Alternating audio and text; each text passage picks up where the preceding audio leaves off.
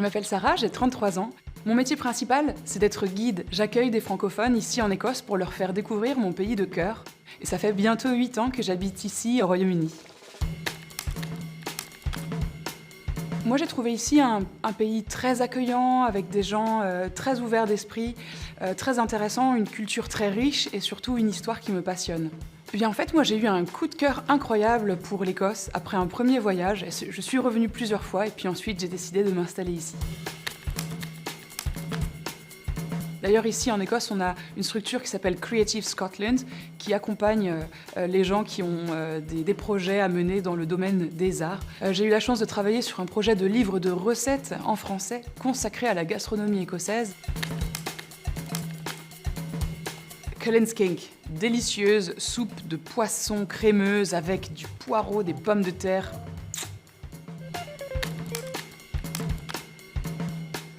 Alors venez voir par vous-même, mes chers amis. Venez visiter Édimbourg, il se passe plein de choses. C'est une petite ville, très facile d'accès. Pendant mes visites guidées, j'aime beaucoup, quand j'en ai l'occasion, emmener les personnes qui voyagent avec moi dans les espaces verts écossais. Ici, au Jardin botanique, c'est très facile puisqu'il est gratuit, il est ouvert à tous. On a une infinité de musées gratuits, très intéressants.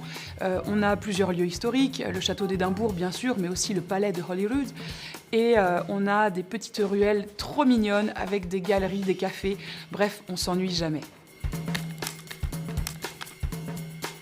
Alors, on a une scène musicale absolument incroyable en Écosse. On peut commencer l'année, par exemple, avec Celtic Connection. C'est un festival qui se passe à Glasgow. L'été dernier, j'étais au Sky Live Festival, par exemple. Et puis, bien sûr, à Édimbourg, on a le Festival international, le Fringe et énormément d'autres festivals où ça bouge beaucoup.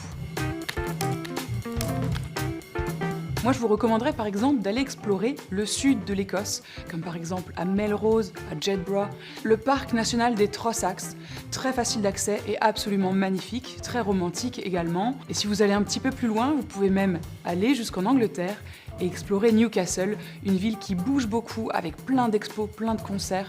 C'est toujours la bonne ambiance là-bas. Lors de mon premier date, on m'a proposé de se retrouver à 5h30 for tea. Et tea, ici, ça veut dire le repas du soir. Donc imaginez ma surprise quand j'ai commandé un thé et que la personne qui m'accompagnait a commandé des lasagnes.